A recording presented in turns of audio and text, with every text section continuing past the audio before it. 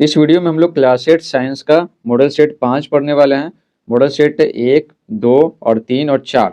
Model set 4 तक का video पहले ही बना चुके हैं। अगर आप नहीं देखे हैं तो कमेंट बॉक्स में लिंक दिया हुआ है, वहाँ से जाकर देख सकते हैं, ठीक है। या फिर प्लेलिस्ट से देख सकते हैं। सारा सब्जेक्ट का मॉडल सेट बना दिए हैं, तो आप इसको देखिए। और आप ये 10 मॉडल सेट, ठीक है ना, हर सब्जेक्ट का कितना 10 मॉडल सेट है, बहुत ईजी है। ठीक है, एक बार आप देख लीजिएगा ना वीडियो, तो आपको सब समझ में आ जाएगा। तो अगर आप ये 10 मॉडल सेट का वीडियो देख लेते हैं ना, तो आपका एग्जाम में एक भी सवाल नहीं छूटेगा, ठीक है। तो चलिए मॉडल सेट का वीडियो स्टार्ट करते हैं। तो पहला सवाल है, निम्न में सही विकल्प चुनिए। का है पदार्थ के जलने में आवश्यकता होती है। तो पदार्थ का ज्वलनशील होना, ठीक है। तो पदार्थ ज्वलनशील रहेगा ना, जलने योग्य रहेगा तो जलेगा। अब ईंटा थोड़ी जलेगा, समझ रहे हैं ना। तो जो पदार्थ का ज्वलनशील होना जरूरी है, ठीक है। ज्वलन ताप पर पदार्थ का ताप होना जरूरी है। ज्वलन ताप रहेगा ना, ठीक है, कम से कम जो तापमान जरूरत होता है ना, उसको ज्वलन ताप कहते हैं। तो वो ताप चाहिए, ठीक है। और यहाँ पे हवा लिखा हुआ, तो हवा की जरूरत है, ये हवा भी चाहिए, तो हो जाएगा उपरोक्त सभी। नायलॉन एक क्या है, संश्लेषित रेशा, प्रयोगशाला में बनाया जाता है।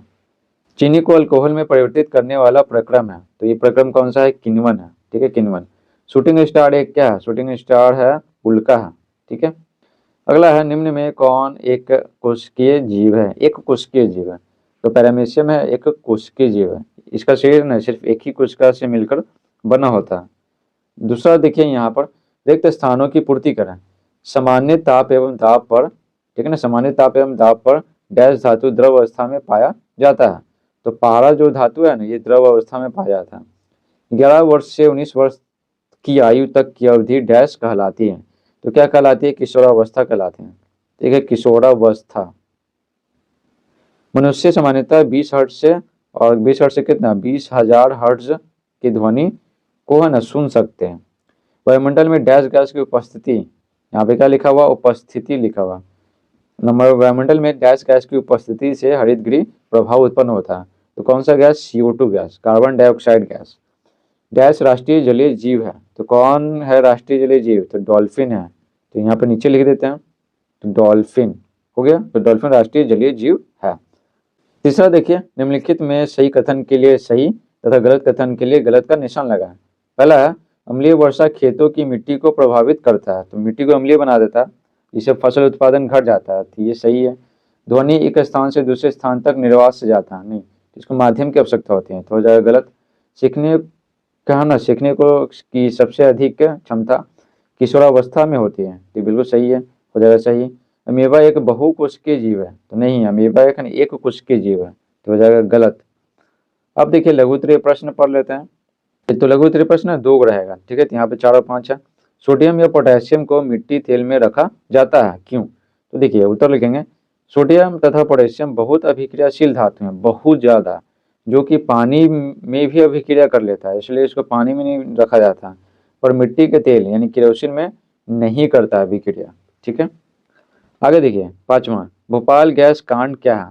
तो देखिए आंसर लिखेंगे, 2 और 3 दिसंबर 1984 की मध्य रात्रि में ना गैस रिसाव से एक ऐसी दुर्घटना मध्य प्रदेश के भोपाल में हुई, जो भोपाल गैस कांड के सारी दुनिया में औद्योगिक विकास के चेहरे पर कालिक पोत गया है, ठीक है। अब देखिए, कीटनाशक दवा बनाने वाली यूनियन कार्बाइड फैक्ट्री से ना, ठीक है, कीटनाशक दवा बनाने वाली यूनियन कार्बाइड फैक्ट्री से मिथाइल आइसोसाइनेट MIC नामक द्रव का ताप बढ़ जाने से गैस बन गया, ठीक है। बड़ा सा ड्राम में रखा हुआ था, तो वो था ना, वो द्रव अवस्था में था, तो बहुत गर्म हो गया। तो ताप बढ़ने से क्या हो गया ना, कि वो द्रव से गैस में बदल गया, और इसका रिसाव शुरू हुआ, जिससे सांस के साथ या फेफड़ों में गई, फेफड़ों में पानी भर गया, और सांस फूलने लगी, और हजारों लोग सदा के लिए सो गए, यानी उनका मृत्यु हो गया। हजारों अपंग होकर आज भी कष्टदायक जीवन व्यतीत कर रहे हैं, जिसे सारी दुनिया भोपाल गैस कांड के नाम से जानती है, ठीक है, सारी दुनिया जानती है। अब देखिए आगे, दीर्घ उत्तरीय प्रश्न, ठीक है, 10 नंबर का है। किशोरावस्था में लड़कों में होने वाले परिवर्तन एवं विकास को संक्षेप में लिखिए, संक्षेप में।